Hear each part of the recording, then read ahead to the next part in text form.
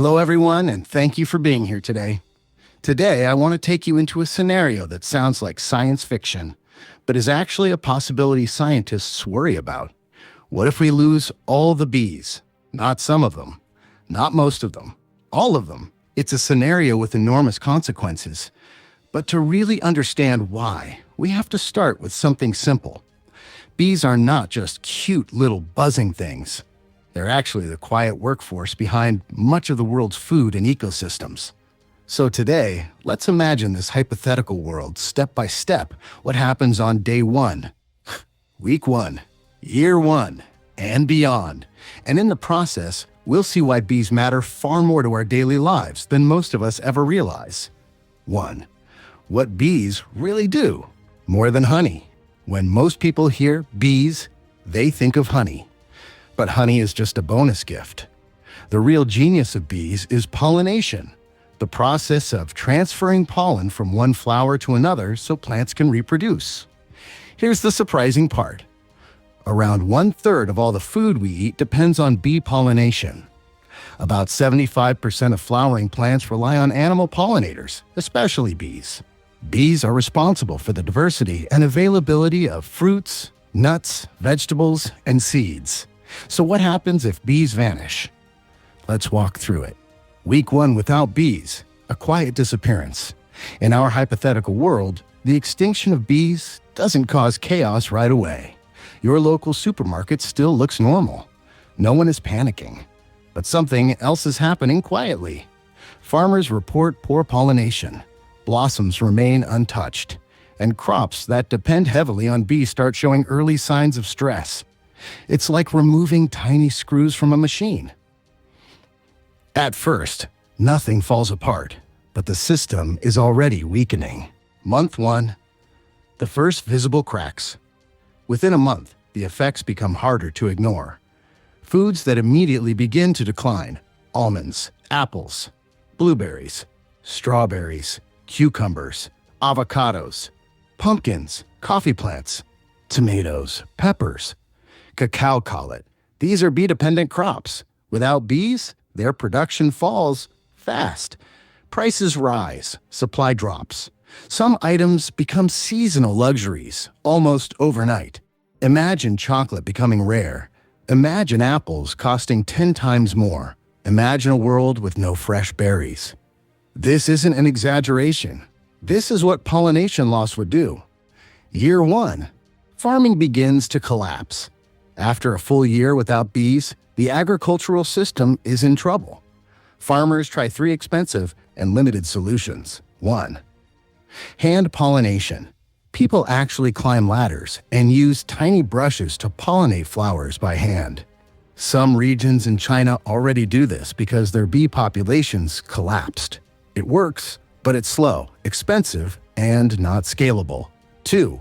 Robotic pollinators. Scientists develop small drone pollinators, but technology cannot yet match the efficiency of billions of bees working for free. 3.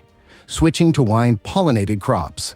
More farms start growing things like wheat, corn, oats, and barley, plants that don't need bees. This means your diet becomes more grain-based. Fresh fruits and vegetables become scarce. The global diet shifts dramatically. We move toward a world with less diversity and less nutrition. Year 3. Ecosystems begin to unravel. Here is where things get serious. Bees don't just pollinate food crops. They pollinate wild plants in forests, grasslands, and meadows.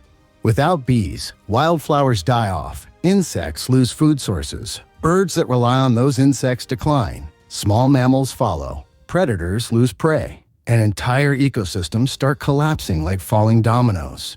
It's not just a food crisis anymore. It's an ecological crisis affecting biodiversity, soil health, and climate stability. We often imagine bees as tiny, but their influence is enormous. Year 5, the human impact becomes global. By year 5, food insecurity becomes a worldwide issue. With fewer crops, prices skyrocket, malnutrition increases, political instability rises, and some regions face famine. Countries that rely on fruit and vegetable agriculture suffer economic collapse. The loss of bees becomes a humanitarian crisis. The psychological impact, a colorless world. It's not just about food or money. Without bees, the world becomes visually dull. Fields once filled with wildflowers become brown, empty stretches. Parks lose their blossoms. Gardens become uniform and colorless. We often underestimate how much nature shapes our emotional well-being. A world without bees is not only less sustainable, it's less beautiful. Is total bee extinction realistic? Now, let's step back. This speech is hypothetical. Complete extinction is not the most likely scenario. But the decline of bees is very real.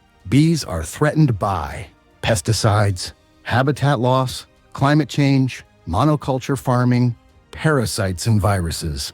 In some areas, bee populations have dropped by over 40% in a single year. So while losing all bees is a hypothetical, losing many bees is already happening. And the consequences won't wait 5 years. They're unfolding now. What can we do? Yes, there is hope. The hopeful part is, we can actually protect bees. And the solutions are surprisingly doable. 1. Plant bee-friendly flowers. Lavender, sunflowers, clover, mint, rosemary, wildflowers. 2. Stop or reduce pesticide use, especially neonicotinoids, which are extremely harmful to bees. 3. Support local beekeepers. Buying local honey helps maintain healthy bee colonies. 4. Preserve natural habitats. Wild gardens, meadows, and community green spaces matter. 5. Educate others. Most people simply don't know how vital bees are. Small actions multiplied by communities can make a huge difference. The future of bees is not decided yet. We're part of the story. The future is still in our hands. So, what happens if we lose all the bees? Our diets shrink. Prices soar. Ecosystems collapse. Color disappears from the world. And humanity faces one of its biggest challenges. But here's the truth. We are not powerless. The hypothetical future I described is a warning, not a prediction. Bees have supported human life for thousands of years. Now it's our turn to support them. Because saving bees isn't just about protecting an insect, it's about protecting our food, our environment, and our future. Thanks for listening. Subscribe for more.